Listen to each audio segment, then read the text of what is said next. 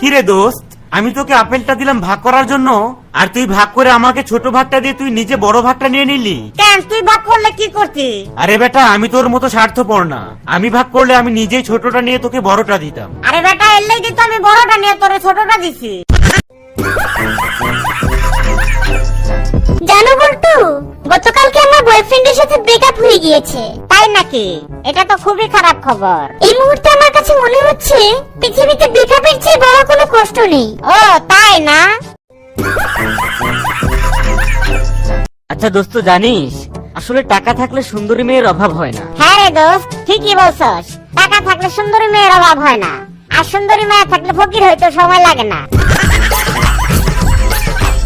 দোস্ত জানিস, গতকালকে রাত্রে একটা ছিনতাইকারী এসে আমার চাকু দেখায় আমার সবকিছু লয়ে গেছে। কি বললি?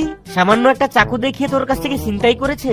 কিন্তু তোর কাছে যে একটা পিস্তল ছিল কিছুদিন আগেই যেটা কিনেছিলি। আরে দূর বেটা, ওইটা তো লুকায় রাখছিলাম, তা না হলে তো ওইটাও লয়ে যাইতো।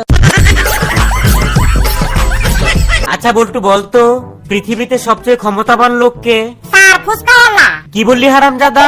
একটা ফুচকাওয়ালা কিভাবে সবচেয়ে ক্ষমতাবান লোক হয়? স্যার, আপনি একবার চিন্তা করে দেখেন, একটা ফুচকাওয়ালা কিন্তু অনেক বড় লোকের মেয়েগুলারও বাটি হাতে রাস্তায় দাঁড় করায় দেয়। আপনি কি পারবেন কোন বড় লোকের মেয়ের বাটি হাতে রাস্তায় দাঁড় করাইতে?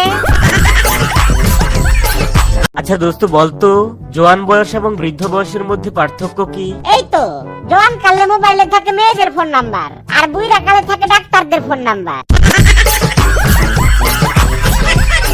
আচ্ছা বল্টু, তুই তো দেখছি দিন দিন অনেক বড় একটা সিগারেট খোর হয়ে যাচ্ছিস। কি আর করবো স্যার, সিগারেট না খাই আমি থাকতেই পারি না। তুই কি জানিস একটা সিগারেট মানুষের 10 দিন আয়ু কমিয়ে দেয়? তাই নাকি স্যার? আমি দৈনিক যে পরিমাণ সিগারেট খাই, আপনার হিসাব অনুযায়ী তো আমি আরো 200 বছর আগেই মারা গেছি।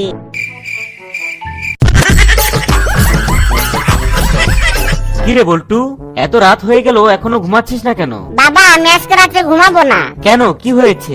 আর বলো না বাবা, কালকে রাত্রে স্বপ্নে এক পোলারে ধরে অনেক মার দিছি। শুনলাম আজকে নাকি ওরা দলবল নিয়ে আসবো আমারে মারার জন্য। স্যার, আমার কিছুদিনের জন্য ছুটি লাগবে। আচ্ছা ঠিক আছে, আমি তোমাকে ছুটি দেবো, কিন্তু এক শর্তে। কি শর্ত?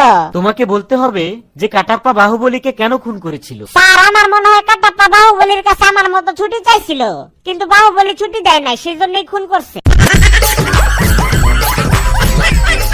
আচ্ছা বল্টু সাহেব, আগামীকালকে আপনার ফাঁসি হবে, তো মরার আগে আপনার শেষ ইচ্ছে কি বলুন?